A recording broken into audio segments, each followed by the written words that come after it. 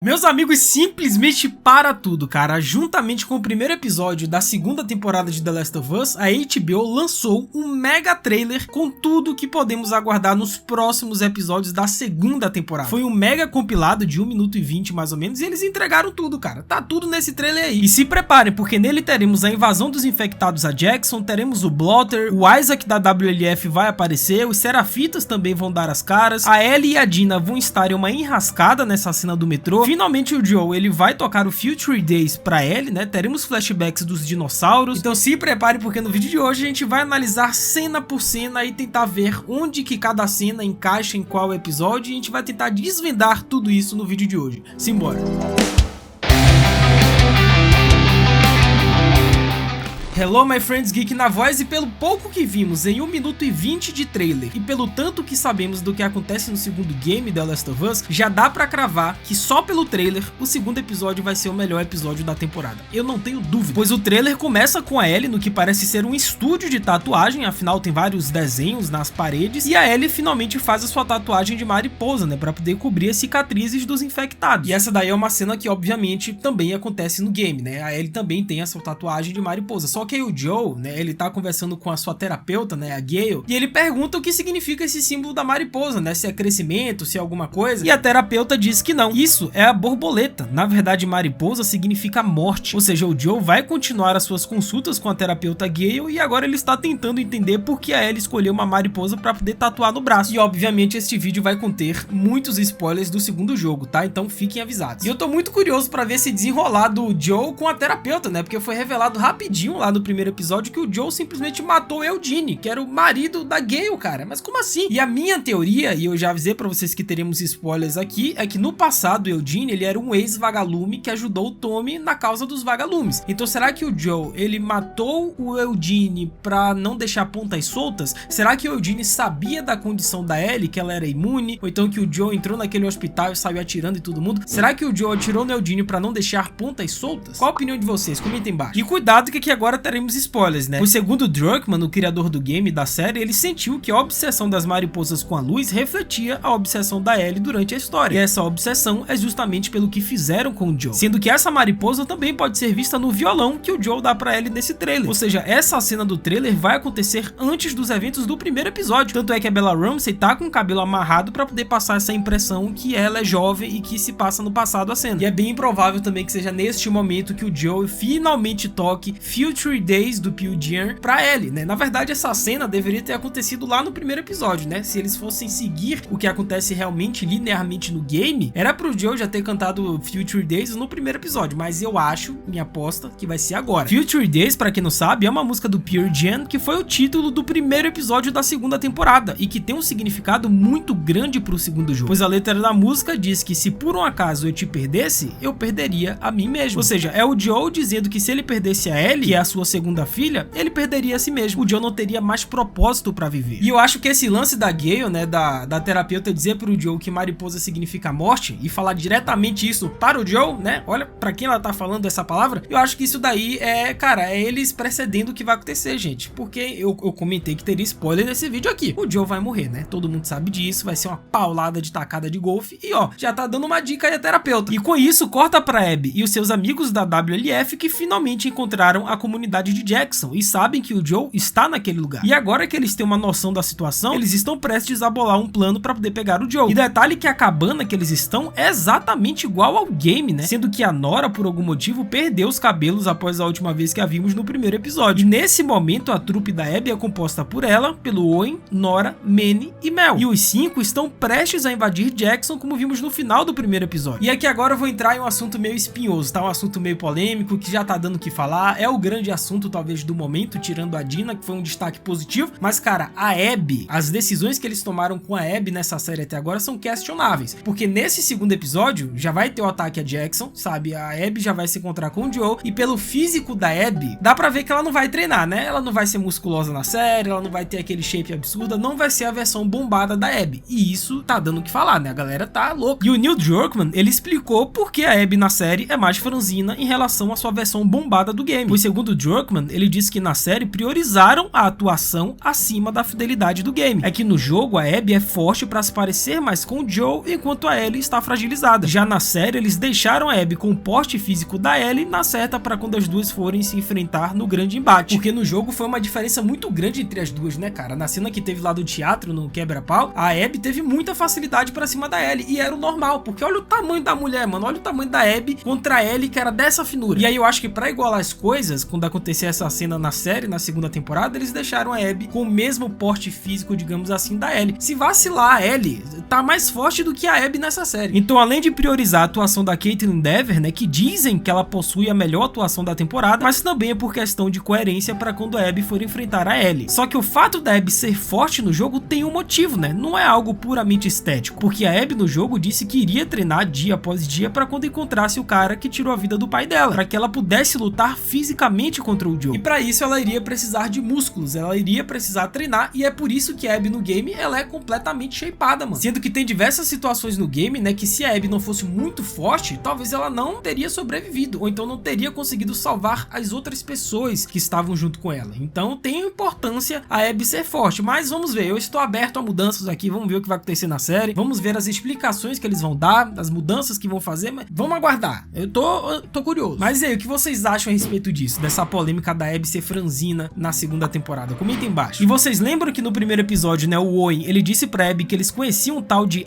Isaac, né, que tinha um grupo em Seattle? Então o Isaac apareceu nesse trailer, e ele é o líder da WLF, que nada mais é do que mais uma das facções de The Last of Us que constantemente vivem em pé de guerra contra os Serafitas, que também é outra facção. E no jogo, a Abby e os seus amigos vão até Seattle e entram pro grupo da WLF, sendo que aquela cena do trailer, né, que aparece o Isaac ele torturando um dos Serafitas, né, o cara totalmente despido, é uma cena idêntica ao game, né, porque quando a gente tá controlando a Abby e ela vai até o quartel lá pra conversar com o Isaac, é possível vermos que o Isaac tá interrogando e meio que fazendo outras coisas com esse Serafita capturado, e é igualzinho, velho. E o Isaac, ele fala: temos metralhadoras, enquanto o seu povo, né, os Serafitas, tem arcos, flechas e superstição. E realmente é isso, né, afinal os Serafitas, também conhecidos como cicatrizes, são um culto primitivista que acreditam que a tecnologia e o progresso levaram à queda da sociedade e que a única maneira de reconstruir é retornar a um modo de vida mais primitivo, sendo que os Serafitas, eles estão batalhando, né, contra a WLF pelo controle de Seattle. E outra coisa interessante também, meus amigos, é a voadora no like aí embaixo, cara. Aproveita que temos muito ainda o que comentar nesse vídeo, deixa a voadora, tem vários detalhes escondidos nesse trailer, se inscreve no canal, ativa o sininho para não perder a cobertura do Geek de The Last of Us, tá? Toda semana vai ter análise, vai ter vídeo de detalhes, vídeo de trailer, tudo, e referente a The Last of Us é aqui no Mundo Geek. Então me segue lá no Insta, @LucasMGeek, faz tudo isso que é nóis.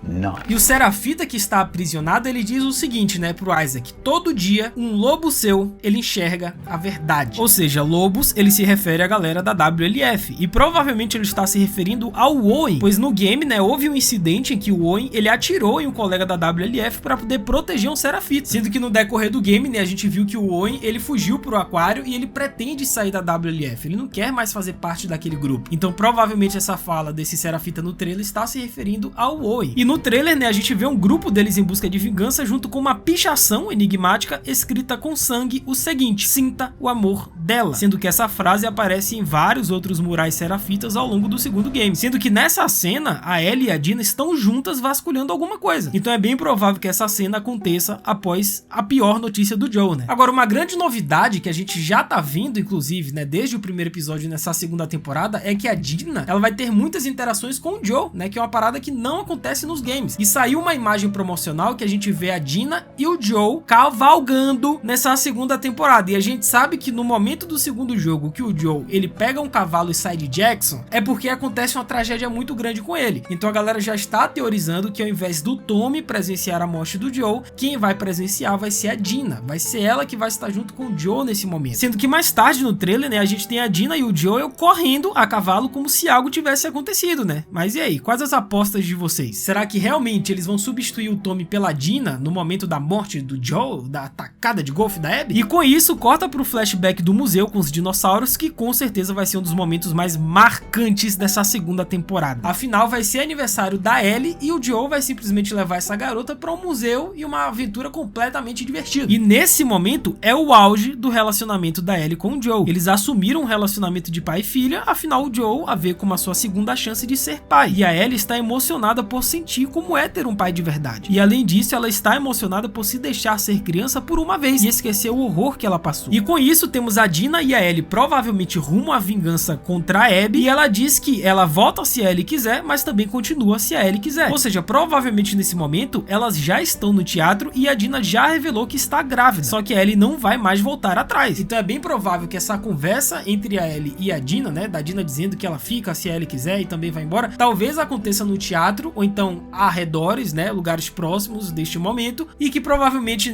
nessa hora o Joel ele já foi de arrasto pra cima, tá? E com isso temos a famosa cena do metrô, que vai ser o maior dedo no rabo gritaria, né, um monte de infectado atacando Dina e Ellie, aí vai ter os monstros subindo por cima, uns bichos estranhos, e vai ser nesse momento inclusive que a Ellie vai revelar sua imunidade pra Dina. E a Dina vai ficar de boca aberta, né? Que inclusive rolou até essa cena no trailer, né, que a Dina ela aparece com os olhos lacrimejando, né, tentando enxergar alguma coisa. Ela ficou espantada com alguma coisa. Será que é a revelação da Ellie que ela é imune? Ou então será que é um momento trágico do Joel? Essa cena da Dina é enigmática, tá? Ela tá quase chorando. E aí, o que vocês acham que pode ser essa cena da Dina? Comenta embaixo. E com isso temos essa cena da Ellie carregando o revólver clássico do Joel. E por fim, um dos momentos grandes desse episódio, que vai ser o ataque dos infectados a Jackson. Vale ressaltar que esse ataque a Jackson é uma adição da série e que não existe nos games. E dizem aí as más línguas, né, a galera que já recebeu os episódios antecipados e que já assistiu, que esse ataque dos infectados vai ser uma das maiores cenas de ação da história das séries de todos os tempos. O hype tá lá em cima. E mano, vai até aparecer um Blotter, velho. O Blotter apareceu nesse trailer aí quebrando as muralhas de Jackson e o Tommy depois metendo lá o fogo nele. Rapaz, vai ser uma loucura esse episódio. Mas era óbvio que isso iria acontecer depois do final do primeiro episódio, pois as raízes dos canos de Jackson estavam começando a se tornar um problema, o que é comum em propriedades antigas. E nós vimos no final do episódio que o fungo Cordyceps está presente nessas raízes, sendo que na primeira temporada nós descobrimos que os Cordyceps crescem no subsolo e são uma rede inteligente. Ou seja, se você mexeu em um galhozinho, em uma raiz sem querer, você vai despertar todos os infectados que tiverem ao redor. É como se fosse uma mente de colmeia. É como se todos estivessem conectados. Por isso que todos eles de uma vez vão atacar a cidade de Jackson. E com isso temos a Ellie treinando boxe com o Jesse, e detalhe que lá no fundo tem o pôster do filme Matrix. E por fim temos a Abby fugindo dos infectados, como acontece nos games. Mas notem que a Abby, ela tenta subir as escadas da muralha de Jackson. Ou seja, será que a Abby ela vai ser salva e se infiltrar na comunidade de Jackson? Só lembrando, obviamente, que essa é uma cena que não existe nos jogos, tá, galera? A Abby entrando em Jackson, isso não existe. Agora, essa cena daqui é a que mais me chamou a atenção, né? Pois, como sabemos, esse é um dos Serafitas e essa mulher aparece no momento em que a Abby ela é capturada no game. E, cara, essa cena provavelmente só vai acontecer lá pro meio da temporada, lá pro quarto, quinto episódio mais ou menos, que é justamente quando a Abby ela é capturada. E possa ser que na segunda temporada de The Last of Us a gente veja a origem não contada de Yara e Lev, né? Eles apenas narraram o que aconteceu, mas não mostraram no game. Afinal, no passado, seguindo os conselhos da Yara, Lev guardou seus sentimentos pra si mesmo. No entanto, isso muda quando ele é designado para ser a esposa de um ancião. Só que ele queria se tornar um soldado como Yara. Então Lev raspou sua cabeça, né, anunciando sua identidade de gênero como masculino e mudou seu nome para Lev. E esse ato de afronta foi recebido com indignação pela comunidade, né, que considera o Lev um desertor e o força a fugir para salvar sua vida. Então possa ser que a gente veja a origem disso tudo acontecendo na segunda temporada, tá? E aí temos uma sequência alucinante, né, com Jesse, Dina e Ellie correndo desesperados. Aquele novo infectado inteligente vai retornar também. Temos a Ellie salvando a Dina e a Dina gritando desesperadamente. Meus amigos, haja emoção. Mas e aí, o que vocês acharam desse trailer? Estão empolgados? Comenta embaixo que eu vou ler e responder todo mundo. É isso, até a próxima. Valeu, falou